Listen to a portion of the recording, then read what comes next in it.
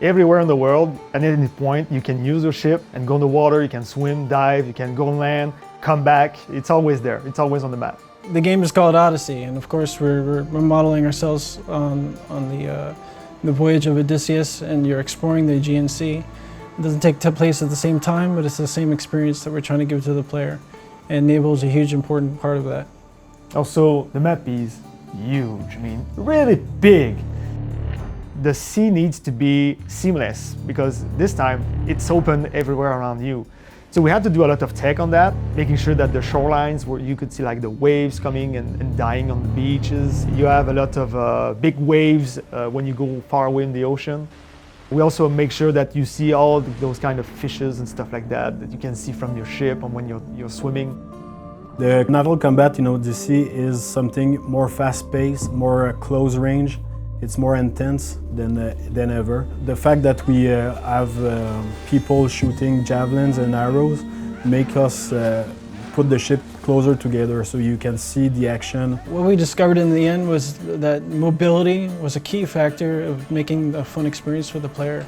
So in fact, the boat has a very high acceleration. You're able to turn really fast, you're able to move really fast. You may see a boat about to ram you, and then like within a couple seconds you can sort of dodge out of the way because of the mobility of the ship. Some ships were shooting fire ammunition to burn the other ship.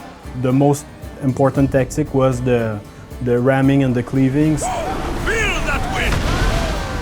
Yeah, and of course cleaving a ship is advantageous to the player because it's going to give him more life, more resources. So you're always looking for that opportunity to cleave a ship, not only for the spectacular nature of it, but also as a gameplay, it benefits the player. During those times, the ship was able to board and kill the remaining crew.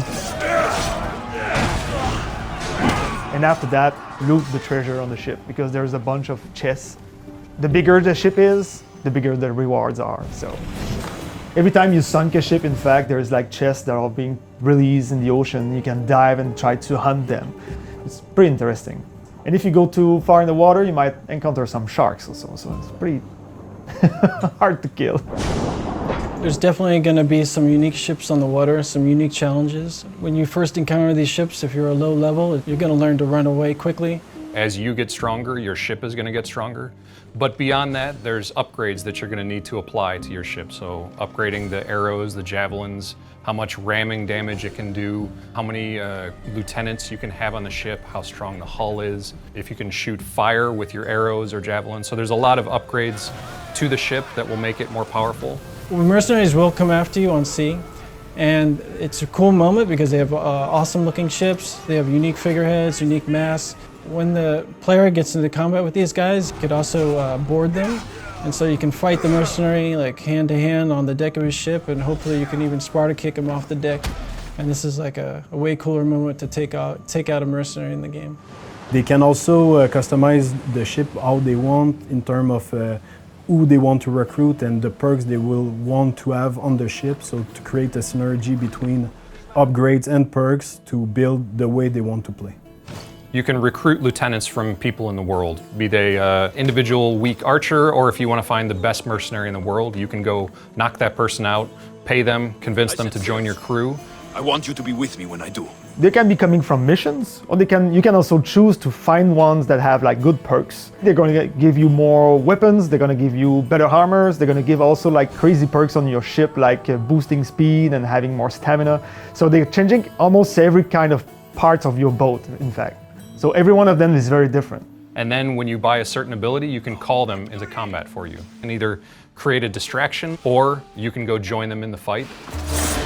Courageously, their destiny.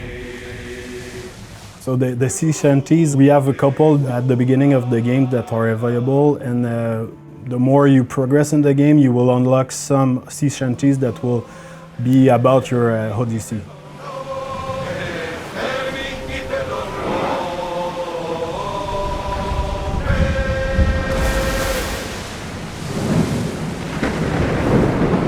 Tune in to watch next week's episode, Ancient Greece, Friday at 2 p.m.